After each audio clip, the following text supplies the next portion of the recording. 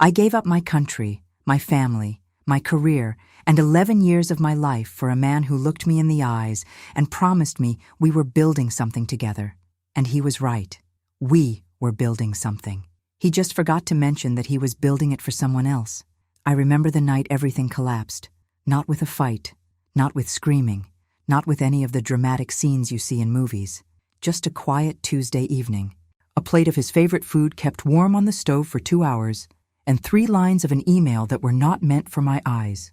3 lines that told me that the man sleeping next to me had been living a completely different life from the one I believed we shared.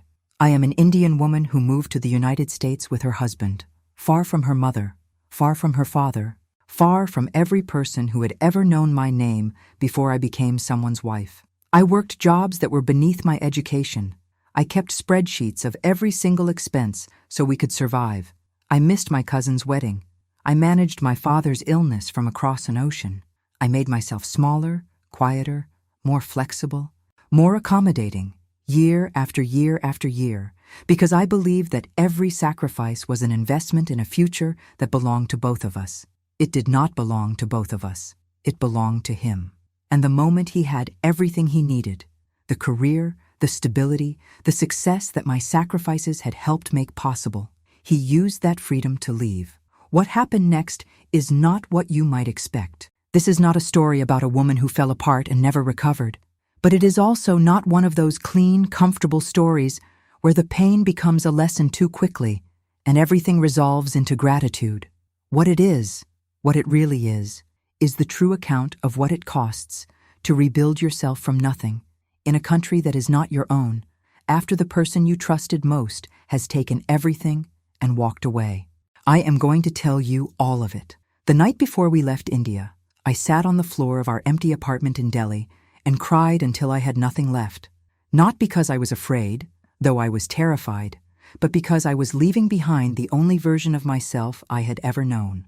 I was 32 years old, and I was about to become a stranger in a country that did not yet know my name. Manoj held my hand that night and told me something I would replay in my mind 1,000 times in the years that followed. He said, "Ritu, everything we are going to build, we will build together. Every stone, every wall, every room, it will be ours." I believed him completely. When you love someone the way I loved Manoj, you don't just believe their words. You build your entire future on top of them. We had been married for 7 years before the move. 7 years that felt like a full life. The small apartment we shared in Lajpat Nagar, the Sunday mornings when he would make chai, and we would sit by the window watching the street fill with noise and color, the evenings with his mother and mine gathered around the dinner table, arguing lovingly over whose recipe was better. We had our arguments, our difficult seasons, the ordinary friction of 2 people sharing a life. But we also had something I thought was unshakable, a partnership built on mutual respect and shared sacrifice. The opportunity came through a company that had been courting Manoj for over a year, a mid-level engineering position in the United States, in a city in Texas that neither of us had ever visited or even thought much about. The salary was more than 3 times what he was earning in Delhi. The benefits were extraordinary. The possibilities, at least on paper, were endless. I remember the evening he came home with the offer letter and placed it on the kitchen table between us like it was something sacred. We sat across from each other for a long time without speaking. I could see in his eyes that he had already decided. He was not asking me to choose. He was asking me to come with him into the choice he had already made. And I went. Of course I went, because that is what love looked like to me then. Not a negotiation, but a following. I thought that was devotion. I thought that was partnership. I did not yet understand the difference between being someone's equal and being someone's support system. The first months in Texas were harder than anything I had ever experienced. Not the dramatic, cinematic kind of hard that makes for good stories, but the slow, grinding, invisible kind that wears you down quietly. We arrived in the middle of summer, and the heat was nothing like the heat of Delhi. In Delhi, the heat had smell and texture and life to it. In Texas, the heat felt like a wall. Everything was enormous and spread out, and I did not drive. I did not know anyone. The apartment complex where we lived was clean and comfortable and utterly silent in a way that felt almost aggressive. Manoj left for work every morning at 7:30 and came home at 7, sometimes 8 in the evening. In the beginning, he would come home bright-eyed, full of stories about his colleagues and the projects he was working on. I would have dinner ready, and we would eat together, and I would ask him questions and feel, at least for those hours, that we were still the same people we had always been, that the distance from everything familiar had not changed us. But I was changing. I just didn't have the language for it yet. My visa did not allow me to work in those first months, while the paperwork for a work authorization was being processed. So I filled my days the only way I knew how. I learned the city, one bus route at a time. I found the Indian grocery stores. I joined a small community group for South Asian women that met on Wednesday afternoons in a church hall. I cooked elaborate meals from scratch because cooking was the one place where I still felt completely fluent. I called my mother every morning and tried not to cry on the phone so she would not worry. What I remember most about that period is a particular kind of loneliness that is different from simply being alone. It is the loneliness of being invisible, of walking through a grocery store and having no one see you, of sitting in a waiting room and not understanding the humor in the conversation happening around you, of smiling and nodding at things you half understand because explaining that you are lost feels like too large an admission. I was educated. I had a graduate degree in economics from Delhi University. I had run the accounts for my father's small textile business since I was 20. And yet, in this country, I felt like I had been erased and redrawn in a lighter ink. I told myself this was temporary. I told myself that every immigrant goes through this, the stripping away of the familiar before the building of something new. I had read enough stories, heard enough accounts from cousins and colleagues who had made similar moves to know that the first year was the hardest.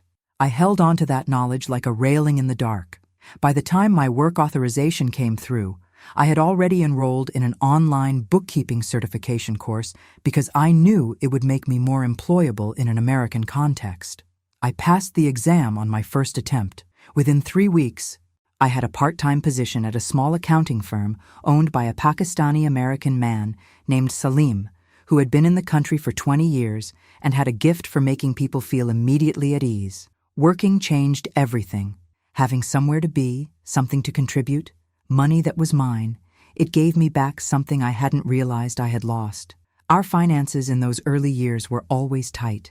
Manoj's salary was good by Indian standards, but the cost of living in the United States absorbed it rapidly. Rent, utilities, groceries, health insurance, car payments, the American life that had looked so spacious from a distance turned out to have its own walls. We were careful. I kept a spreadsheet of every expense, every bill, every payment. I cooked at home almost every night. We did not take vacations.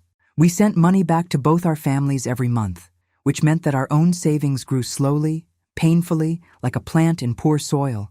There were nights when Manoj came home stressed and silent, and I would sit with him and not say anything, just be present, because I had learned that was what he needed. There were nights when I was the one who needed that, and he gave it without being asked. We were, I believed, a team in the truest sense, not always romantic, not always tender, but solidly, practically, fundamentally committed to the same destination. I gave up things during those years that I am only now able to name clearly. I gave up the chance to attend my cousin's wedding because we could not afford the flights. I gave up the first months of my nephew's life because I was 3 years into building something that I could not walk away from. I missed my father's illness and his slow recovery, and I managed that guilt by calling every day and wiring money for the best possible doctors. I gave up the version of myself that might have pursued her own career ambitions more aggressively, choosing instead to keep my hours flexible so that our household could function, so that Manoj's schedule, the more demanding, more lucrative, more upwardly mobile one, could take priority. I made these choices willingly. I want to be clear about that. No one forced me. But I made them inside a story I had told myself about what our life was building toward. I made them in the faith that we were investing in a future that belonged to both of us equally. By the end of our 4th year in the United States, something was beginning to shift in ways I could feel, but not yet name. Manoj had received a promotion. The financial pressure had eased. We had moved to a larger apartment, bought a better car, begun talking, carefully, cautiously, about eventually buying a house. From the outside, everything looked like progress, like arrival. But there were evenings when he came home and seemed not quite present, when his phone would light up with a message and he would angle the screen away without thinking. When I asked him about his day, and his answers were complete but somehow hollow, like fruit that looks perfect from the outside but has gone soft at the center. I noticed. I always noticed. But I told myself I was imagining things, that I was so unaccustomed to ease that I was inventing problems to fill the space where struggle used to be. I was wrong, and the truth, when it came all at once.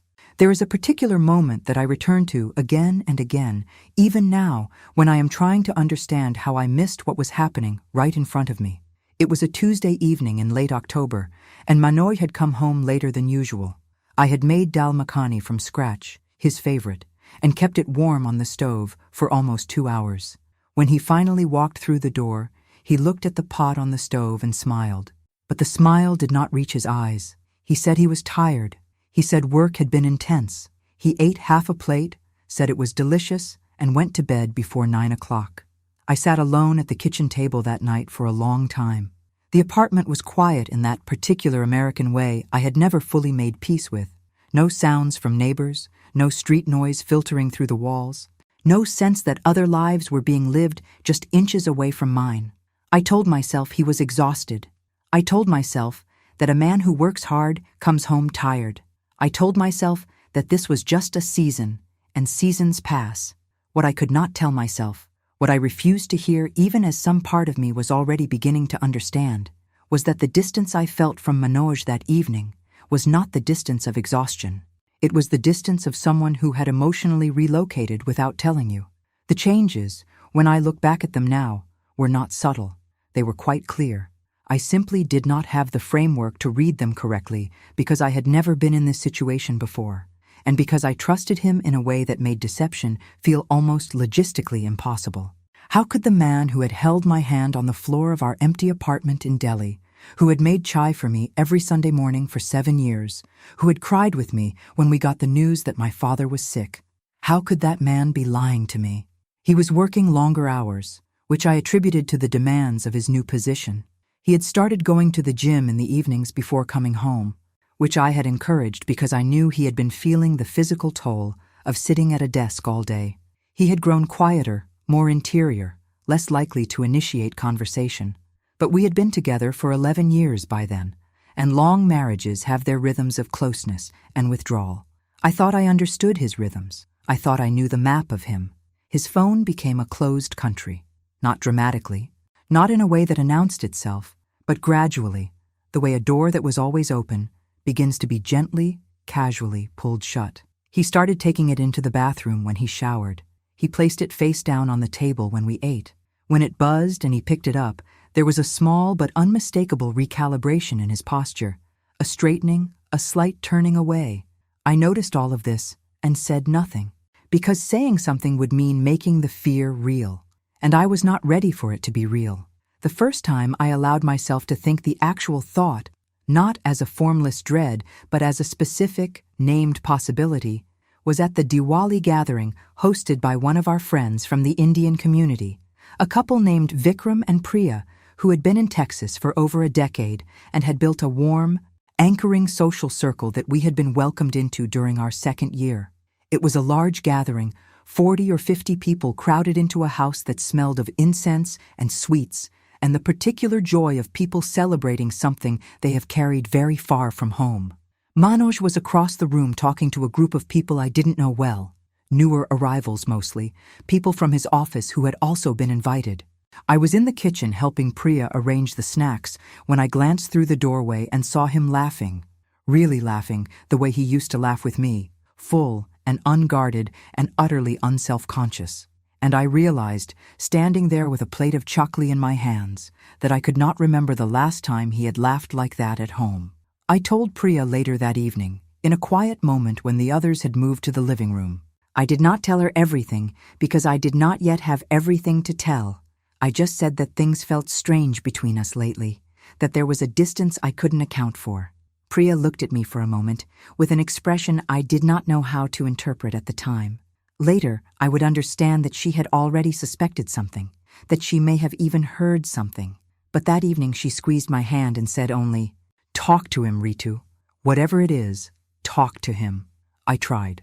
The following Saturday morning, when we had no particular plans and the light was coming through the kitchen window in that gentle way that always made the apartment feel more like home, I sat across from Manoj at the breakfast table and told him I was worried about us. I said it carefully, without accusation, the way you approach a conversation you are afraid might break something. I said that I felt we had grown distant and that I wanted to understand why. He looked at me for a long moment without speaking, and in that silence there was something I had never encountered in 11 years of knowing him. Something evasive and ashamed, and underneath both of those things, something that had already decided. He said he was just stressed. He said the new role was demanding and that he was sorry he had been distracted. He reached across the table and took my hand and told me we would plan something nice, a weekend away somewhere, to reconnect. He said it so convincingly that I let myself be convinced. I held his hand and felt the relief of someone who has been afraid of the dark and then been told, gently, that there is nothing there. 2 weeks later, I found out there was something there. I was not snooping. I want to say that plainly because it matters to me, even now. I was not searching through his phone or following him or hiring anyone to investigate. What happened was far more ordinary and far more brutal for its ordinariness. He had left his laptop open on the coffee table when he went to take a call in the other room, and I sat down on the couch beside it to watch something, and the screen, which had not yet gone dark, showed me an email. I did not read more than 3 lines. I did not need to. The name at the top of the thread was Ashley. The tone of what I read in those 3 lines was not the tone of colleagues. It was intimate in the specific way that intimacy has, familiar, private, encoded with shared references I did not have access to. It was the tone of someone writing to a person they feel known by. I sat very still for what felt like a long time. The apartment was quiet. From the other room, I could hear Manoj's voice, low and professional, discussing something about a project timeline. The normalcy of that sound, the way the world continued to be completely ordinary while mine was coming apart, was one of the strangest things I have ever experienced. When he came back into the living room, I was still sitting on the couch. The laptop was still open. He saw my face before he saw the screen. And I watched understanding move across his expression like weather moving across a landscape. First confusion, then recognition, then something that looked, painfully, like relief. We did not fight that night. I had expected a fight, had braced for the anger that I felt rising in me like water behind a dam. But what came instead was something worse. He sat down across from me and he was quiet for a moment, and then he said, "I was going to tell you. I was trying to find the right time. There is no right time for what he told me next. There is only the moment it happens, and the before and the after." Her name was Ashley. She was 34 years old, a project manager at his company. They had been working closely together for 8 months. It had started as what he described, carefully, as an emotional connection, a phrase that I found then and find now to be one of the most dishonest constructions in the English language, because it is designed to make betrayal sound like something that simply happened to him rather than something he chose, repeatedly, over a period of 8 months, while I was cooking his favorite meals and keeping our family's spreadsheet and missing my nephew's first steps. He said he had not intended for it to become what it was. He said he was sorry. He said the word sorry in so many different configurations that it began to lose all meaning, to become just a sound he was making, a gesture toward accountability without the weight of it. And then he said the thing that I will never fully recover from hearing, not because it was cruel, though it was, but because it was delivered so quietly, so almost gently, that it took several seconds to understand what had actually been said.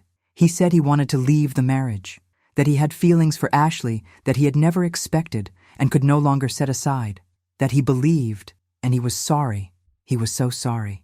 But he believed that we had grown into different people and that the life we were living was no longer, and here he paused, looking for the word, aligned with what he needed. Aligned. After 11 years of marriage, after everything we had crossed together, After every sacrifice I had made, every goodbye, every night I had swallowed my own longing and told myself it was temporary. After all of it, the word he chose was aligned. I asked him one question that night, only one. I asked him if she knew about me, about all of it, the years in India, the move, the difficult seasons, the spreadsheet. The dal makhani kept warm on the stove for 2 hours while he was with her. He said yes, she knew. I got up from the couch, walked to the bedroom, and closed the door. I sat on the edge of the bed in the dark, and I did not cry. Not yet. I was too deep inside the shock for tears. I just sat there, in a country that was not mine, in an apartment I had helped build into a home, and I tried to locate something, anything, that still felt solid beneath me. There was very little, but there was something, and I held on to it. The morning after Manoj told me he was leaving, I woke up before 5 o'clock and lay in the dark, listening to the sound of him sleeping on the couch. That sound, his breathing, so familiar, so ordinary, so completely unchanged by what had happened the night before, made me feel something I did not have a name for then. It was not anger, though anger was coming. It was not grief, though grief was already there. It was something closer to disorientation, the profound, vertiginous strangeness of realizing that the architecture of your daily life, every routine, every assumption, every small certainty, has been built on ground that was quietly shifting beneath you for months while you went on believing it was solid. I got up quietly and went to the kitchen and made chai. I made it the way my mother taught me, the way I had made it every morning for 11 years. Cardamom and ginger, and a little too much sugar because Manoj always preferred it sweet. I made 2 cups out of pure muscle memory before I caught myself and stood there holding the second cup with nowhere to put it. I poured it down the drain. And then I stood at the kitchen sink and looked out the window at the parking lot, slowly filling with the gray light of early morning, and I thought, I have to figure out what I am going to do. Not we. I. That shift in pronoun was the first real thing I did after my marriage ended. Small, invisible, but structural in a way I would not fully understand until much later. For 11 years, nearly every significant decision I had made had been filtered through the lens of what we needed, what worked for us, what was best for our future together. Removing that framework did not feel like liberation. It felt like learning to walk on a surface that no longer existed beneath one of my feet. But it was necessary, and some part of me, even in that first devastated morning, understood that. Manoj and I had one more real conversation before he moved out. It happened 3 days after the night on the couch, on a Sunday afternoon when the apartment was full of the particular quiet that follows a storm. He sat across from me at the kitchen table, the same table where, less than 3 weeks earlier, he had taken my hand and promised me a weekend away to reconnect, and he tried to explain himself in a way that I think he hoped would bring us both some closure. I listened. I gave him that. Not because I owed it to him, but because I have always believed that understanding a thing is different from forgiving it, and I wanted to understand. What he told me in the end was not so different from what he had already said. He spoke about feeling disconnected for longer than he had admitted to himself. He spoke about the pressures of the move, the years of financial strain, the way that survival mode, which is what our first years in America had essentially been, can hollow out a relationship without anyone intending it to. He spoke about Ashley in measured terms, careful not to praise her in front of me, but I could hear in every careful omission exactly how he felt. What he did not say, what I noticed the absence of, the way you notice a missing tooth with your tongue, was any real accounting of what I had given. He spoke about our shared difficulties as though we had experienced them equally, as though the weight had been distributed evenly between us. He did not speak about the cousin's wedding I had missed, or my father's illness managed from 3 continents away, or the career trajectory I had deliberately moderated so that his could accelerate. He did not speak about the years I had spent being the one who kept the household running, the accounts balanced, the social connections maintained, the emotional temperature regulated so that he could focus on becoming the man whose success had, in the end, given him options I had not yet built for myself. I did not say any of this during that conversation, not because I was suppressing it, the time for suppression was over, but because I understood that saying it would not change anything. He had already made his decision. Accounting for what I had given would not bring him back, and I did not want him back. What I wanted, I was beginning to realize, was something much harder to name and much more important to find. I wanted to understand what my life looked like, now that it was only mine. He moved out on a Wednesday. He took what was his, clothes, his laptop, some books, the coffee maker he had always been more attached to than I was. He left the furniture, which we had bought together, and the kitchen things, and the framed photograph of us at the Grand Canyon that had hung in the hallway since our 3rd year in America. I don't know if he left that photograph because he forgot it or because he couldn't take it. I left it on the wall for 2 weeks before I finally took it down and put it in a drawer. I was not ready to throw it away, but I could not keep looking at it either. The weeks that followed were the loneliest of my life, and I had already experienced a significant range of loneliness. But this was different. Earlier, loneliness had always existed within the context of a partnership. I was lonely for my family, for my home, for the version of myself I had left in India. But I was not alone. Now I was both lonely and alone, and the combination had a weight to it that pressed down on me in the middle of the night in ways I had not anticipated. I called my mother and told her. That phone call was one of the hardest things I have ever done. Not because she was unkind, she was the opposite of unkind. She was immediately and unconditionally present for me across the thousands of miles between us, but because hearing her voice break when I told her made the reality of it land in a new way. I had held myself together through the initial shock, through the conversation with Manoj, through the morning of the 2nd cup of chai poured down the drain, but my mother's voice undid me. I cried on that call for a long time, and she let me. And when I was done, she said something in Hindi that translates roughly to, "The tree bends in the storm, but the roots hold." She had said it to me before, in other difficult moments. I had never needed it as much as I needed it then. I told Priya. Her reaction confirmed what I had suspected, that she had known, or at least strongly sensed, something was wrong before I had. She came to the apartment the same evening I told her and brought food and sat with me for 4 hours and said almost nothing, which was exactly right. Priya had a quality I have always admired, the ability to be present without filling the space with words. She just sat with me in the wreckage and let me be in it without rushing me toward any particular feeling or resolution. There were other friends, other members of the community, who had different responses. Some were sympathetic in ways that still managed to center Manoj, speculating about what might have caused him to stray, suggesting that perhaps with counseling there was still a path forward, asking questions that implied, gently but unmistakably, that a marriage ending was a shared failure requiring examination of both parties. I understood that these responses came from care, or from their own discomfort with a narrative that had no clean moral, but they exhausted me. I had already spent 11 years prioritizing everyone else's comfort. I did not have the capacity to manage other people's feelings about my own catastrophe. What I found instead, unexpectedly, was a version of myself that had been waiting quietly in the background for longer than I knew. She emerged first in practical ways. I sat down with my financial records. I had always kept meticulous records and assessed exactly where I stood. My income from the accounting firm, while modest, was stable. The apartment lease was in both our names, but Manoj agreed without argument to remove his name and cover 2 additional months of rent to give me time to stabilize.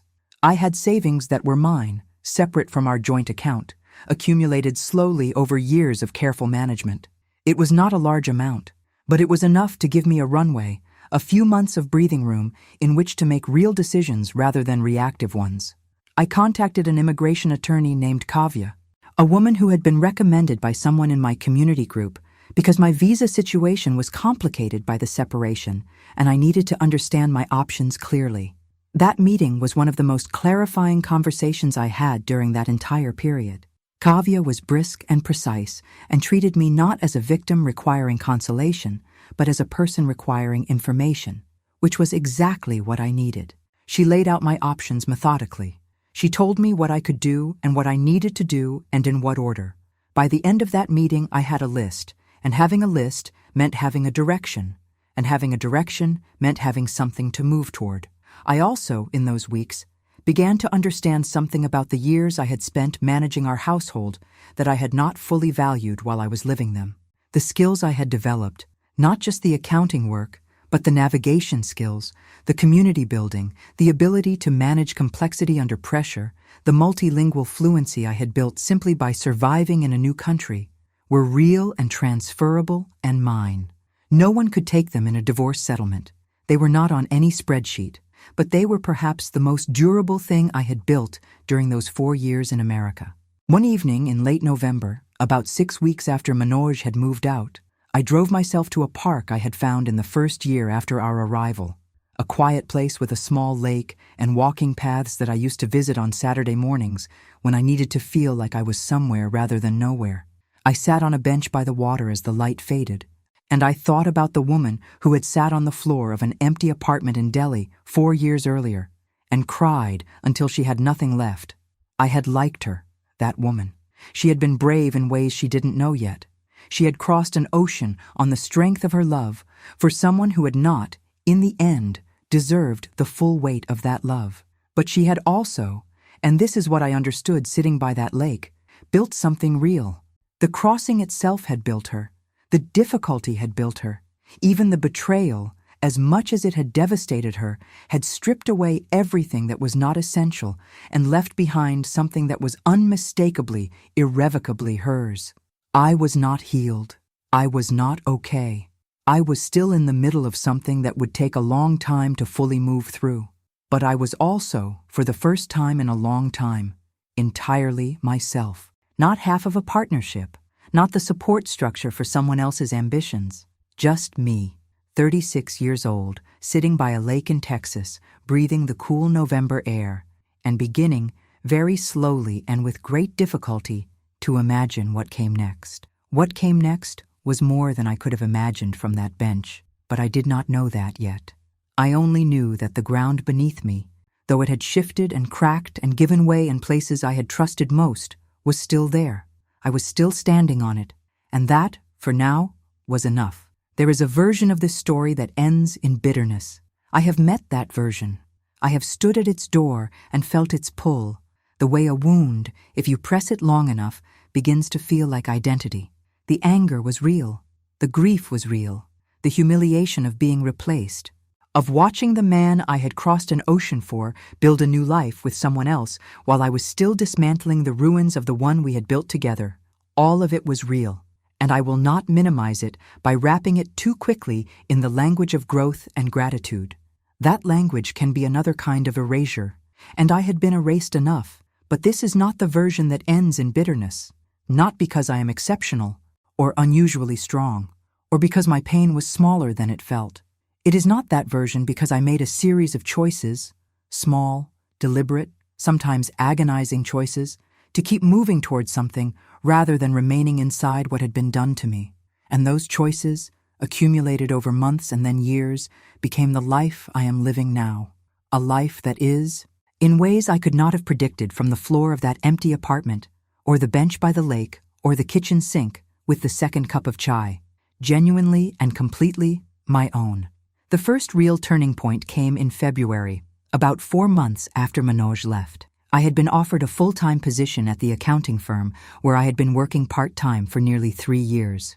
Salim, my employer, had been quietly expanding his client base and needed someone he could trust with more responsibility. He offered me a title, a salary increase, and something I had not had in this country since arriving, a clear professional trajectory. A sense that I was building something for myself, not alongside someone else's ambitions, but in my own name, in my own direction. I said yes before he finished the sentence. That job changed the texture of my days in ways that went far beyond the financial. Having work that was genuinely challenging, that required the full use of my education and my capabilities, gave me back a sense of competence that the previous months had eroded. There is something about being good at something, really good, in a way that other people recognize and rely on, that is deeply stabilizing when everything else is uncertain. I threw myself into that work with an intensity that surprised even me. I took on additional certifications. I began handling larger accounts. Within 8 months, I was managing a small team of junior bookkeepers, people who came to me with questions and left with answers, which was a dynamic I had not experienced since leaving my father's business in Delhi, and which reminded me, in the best possible way, of who I had been before I became half of a struggling immigrant couple just trying to get through the week. The legal process of ending the marriage was slow and at times brutal in the specific administrative way that American bureaucracy can be brutal. Forms and filings and waiting periods, and a language of dissolution that reduced 11 years of shared life to a series of asset categories and dispute resolutions. Manoj was not cruel during this process. I will give him that. He did not contest anything unreasonably. He did not try to minimize what I was owed. I think, in his way, he felt genuine guilt, and while that guilt did not undo what he had done, it at least meant that the practical dismantling of our marriage did not have to be a second wound layered on top of the first. My immigration status was resolved through Kavya's careful guidance over the course of several months. The path was complicated and required patience I did not always feel I possessed, but I was on the right side of it. I was building a case for my own presence in this country on my own terms, through my work, my tax history, my professional contributions, rather than as an appendage to someone else's visa. The day I received documentation confirming my independent status, I sat in Kavya's office and allowed myself, for the first time in a long time, to feel something uncomplicated. It was not triumph exactly. It was closer to solidity, the feeling of a foundation that belonged only to me. I visited India that spring, the first time I had been back since we had left 4 years earlier. I had been afraid of that visit, in a way I had not fully admitted to myself. Afraid of what it would mean to return without Manoj, without the trajectory of the life we had planned. Afraid that going back would confirm some version of failure, that I had gone to America and lost everything and come home diminished. What happened instead was the opposite of that. My mother met me at the airport in Delhi and held me for a long time without saying anything, and I felt, in her arms, that I had returned to something that had never gone anywhere. My sister organized a dinner with cousins and aunts and old friends, people who had known me since childhood, who had known me before I was anyone's wife, who knew the version of me that existed independent of any partnership or geography. Being seen by people who had known you for your whole life, after years of being seen only in the context of your marriage, is a particular kind of medicine. I had not known how much I needed it until I was inside it. My father, whose illness I had managed from a distance for 2 years, was recovered and sitting in his favorite chair when I came to his house, and he looked at me for a long moment with the particular attentiveness of someone who is checking whether you are all right in a way that goes deeper than the surface question. Then he nodded, slowly, as though something he had been uncertain about had been confirmed to his satisfaction. He said in Hindi, "You look like yourself." It was the most healing thing anyone said to me on that entire trip. I returned to Texas after 3 weeks in India, with something I had not carried when I left, a clearer sense of the full shape of my life, not just the American chapter of it, but all of it, the Delhi years, the crossing, the difficult seasons, the betrayal, and now this new territory I was navigating. I understood myself as a continuous person, not a person whose story had been interrupted and restarted. Everything that had happened to me was part of the same story. Even the painful parts, especially the painful parts, had made me into someone I was beginning to genuinely respect. Over the following 1.5 years, my life rebuilt itself in ways that were quieter and more solid than the life I had been living before. I moved into a smaller apartment that was entirely mine, decorated the way I wanted, organized the way I wanted, smelling of the incense I preferred, and the food I cooked without consulting anyone else's preferences. I deepened my friendships, particularly with Priya, and with a few women I had met through the community group and through work. Women who knew my story and did not require me to perform resilience or positivity for their comfort. I began cooking again, not as a domestic obligation, but as a genuine pleasure, experimenting with recipes that were mine rather than shaped by someone else's tastes. I also began writing. Nothing public at first, just a journal, kept on my laptop, where I processed what had happened in the only way that had ever truly worked for me, which was through language. But the writing grew. I found myself articulating things that I suspected other women in similar situations, Immigrant women especially, women who had made enormous sacrifices in the name of a partnership that had not honored those sacrifices, might recognize. I shared some of what I had written with Priya. She read it and was quiet for a moment, and then said, "Ritu, other people need to read this." I did not act on that immediately, but I did not forget it either. 2 years after the divorce was finalized, I was promoted to a senior position at the firm that came with a level of financial stability I had not experienced since before we had left India.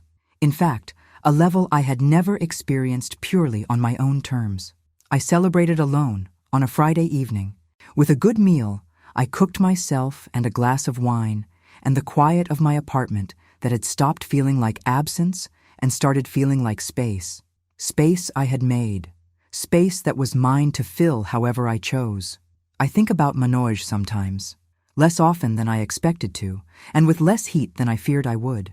I heard through the community, these things travel, they always do, that he and Ashley were together, that they seemed happy. I processed that information and found, somewhat to my own surprise, that it did not destroy me. It stung in the specific way that the confirmation of a replacement always stings, the reminder that you were chosen against. But underneath the sting was something steadier, a knowledge that his happiness and my happiness were no longer connected, that his life going forward was simply not my terrain. What I carry from this story, what I want to carry, what I have chosen to carry, is not the betrayal, though I will not pretend it isn't there. It is something harder won and more durable. It is the knowledge that I survived the dismantling of the life I had believed in completely and found, underneath the rubble, a version of myself that was stronger and more fully formed than the woman who had built that life. That the crossing I made was not wasted, even though it did not lead where I thought it would. That every skill I developed, every difficulty I navigated, every sacrifice I made became, in the end, material. Not for the future I had planned, but for the one I built on my own. I am 38 years old now. I live in a city I chose, in an apartment I love, doing work that uses the full range of what I am capable of. I have a community of people who know my real story and love me inside it.